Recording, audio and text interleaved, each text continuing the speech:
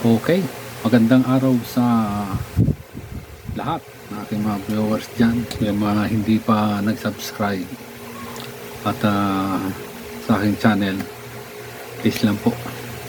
Ito po ay pag-usapan natin itong lumabas lang na balita ngayon. Tungkol ito sa Bukana Bridge dyan sa Davao, yung ilog dyan na ginawa ng tulay para mapabilis ang transportasyon ng magkabilang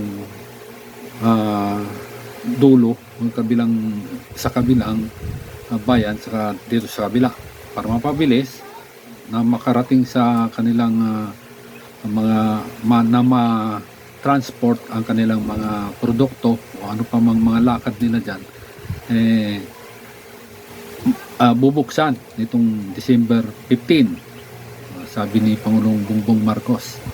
Ito ay nasimulan noong 2023 at ang initial na pagtatapos nito ay yung na pagbubukas nito ay December 15 ngayong buwan na to. Pero ang matapos itong bypass na ito ay 2027 pa. Pero nagpaunang salita na si Pangulong Bongbong Marcos na ito ay bubuksan ngayong December 15,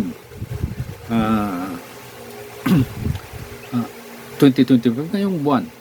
At siya ay labis na nagpapasalamat sa mga kontraktor na mga Chinese na talagang high-tech ang kanilang mga equipment na ginamit para mapabilis ang paggawa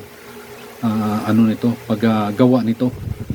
Ito ay nabudgetan sa kapanahunan ni Bongbong Marcos 2023, di naman 2016. So maraming naglabas ang mga mga komento ng mga isdang dilis, yung ganyang kalaki ang utak, yung malit pa sa bunggo na ito daw ay proyekto ni yung nakakulong na Duterte, Sahig, kanya daw ito. Ang sabi, umatras itong mga Chinese noong pinagawa ito kasi walang budget, hindi natapos yung kanilang deal ni Duterte. Pero dahil umupo si Bongbong Marcos at nakita niya na kailangan talaga na gawa ng tulay itong Bukana River dyan sa Davao City para sa mga taga roon, sa mga taga Davaoenyo. Ito ay galing sa buwis na kanilang ibinibbayad sa gobyerno para magkaroon ng mga infrastruktura na ganito. Ang kamukat-mukat mo ay ito daw ay build ni yung nakakulong na nakariyas si Pugong Nasarias, yung butalo, yung pinakabubo na presidente na naging presidente. Abogado ka, tapos presidente ka, tapos nakulong ka. So anong tawag sa'yo? Matalino ka? Magaling ka? Ganon ang narrative ng mga ng mga matalino, yung nakulong ka, naipakulong ka, naidala ka dyan sa Hague, tapos magaling ka. Paano ka naging magaling? Inakulong ka nga. Ito ay ang kanyang mga supporter, mga los ang bayag na mga didilis, mga wala namang utak yan. Kakarampot lang yung utak ng didilis kaya nga maliit pa lang nanganganak na dahil nga kakarampot hindi naman lumalaki yung dilis. Hanggang sa liit lang yun. So, yung gawain na ito, yung Bukana Bridge na ito project, kay Digong daw. Sus naman, sa ang mga utak ninyo at inangkin nyo, wala namang naging 15 projects lang ang 15 o 12 projects lang nabagsakan pa nga yung mga proyekto niya So paano naging magaling yun, di ba? Wag nyo nang i-credit grabber yung proyekto ng kasalukuyang administrasyon kasi siya ang kumikilos niyan Siya ang nagbigay ng go signal dyan para gawin yan at tapusin. So, yun lang mga didiles. Ay, makinig naman kayo. Ay, sa bagay, wala kayong mga utak. Talagang hindi kayo makikinig. Hindi nyo maintindihan. Ang naintindihan nyo, yung poong nakariyas nyo, kakulong. Nakakulong, nagdadayaper na yata ngayon. So, yun nga. At ito pa, isa pa.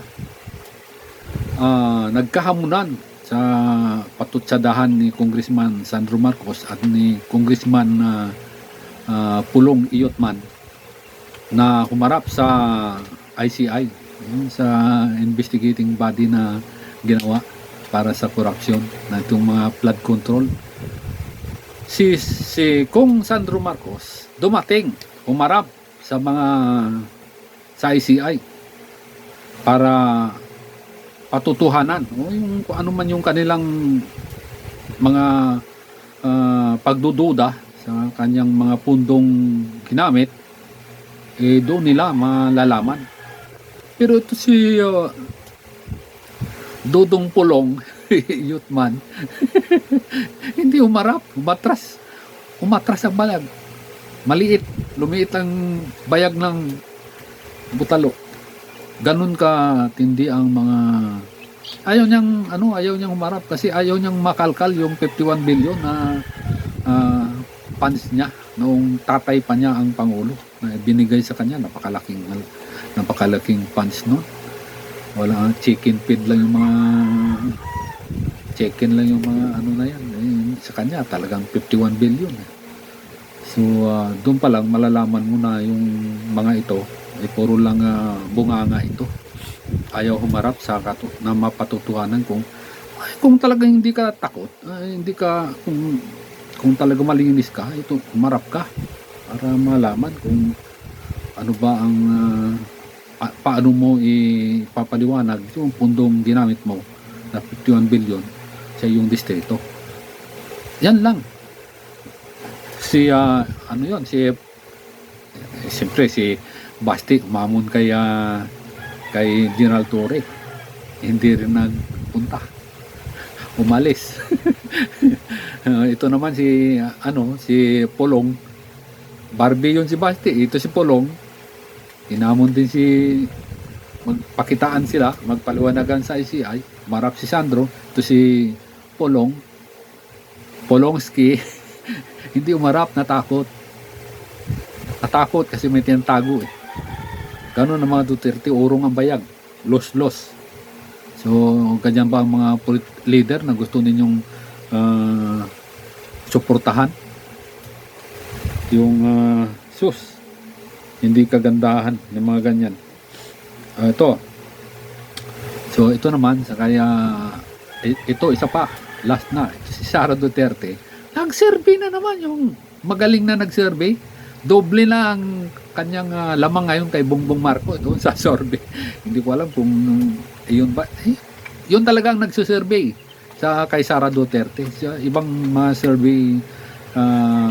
survey na kumpanya, yung mga polls. Wala. Hindi yan pwede doon. Kay Sara lang. Doble ang kanyang lamang kay Bongbong Marcos na survey. So lamang siya sa rank. Wala namang ginawa. Ano ba ginawa ni Sara? Sus, ano bang proyekto niyan? Puro ngawa. BP ka. Pero ang patutsadahan mo, nakaupo. So una pa lang naman kaya ka nag-BP para patalsikin ito si Bongbong Marcos. Yung mama, yung anak ng pinakamagaling na presidente ng Pilipinas, si Marcos Sr., anak niya yan. Saan magmamana yan? Sa kanya. Magaling yon.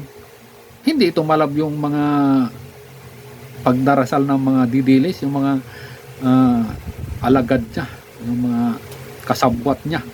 Hindi yung mga yung mga valedictorian ko sabi ni Digong yun, sina Media Aldea, kung sino, Pinyol, si Alvarez, mga valedictorian daw yung mga yun. Tapos ito lang si Bongbong Marcos hindi nila kayang pabagsakin. Kasi kamautak eh. Sa kanila, utak dilis eh. Maliit lang. Kaya nga, puro bunganga. Kasama si Attorney Topacio. Sabi ni Attorney Gadon, siya yung pinaka madadal. Okay. So, hanggang dito na lang. Sana subscribe kayo sa channel ko para naman meron tayong mapakinabangan kung sakali man. At may tulong natin sa mga ang pinaka ano ko talaga ay makatulong doon sa mga taong nasa bundok, yung hindi nabibigyan ng tulong ng gobyerno o yung hindi napupuntahan kasi nga malayo saka liblib na lugar.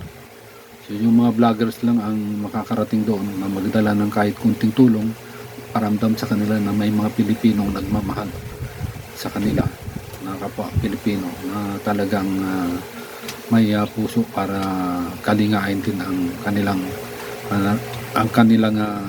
buhay, magbigay ng kunting ano man lang, yung palubag-loob.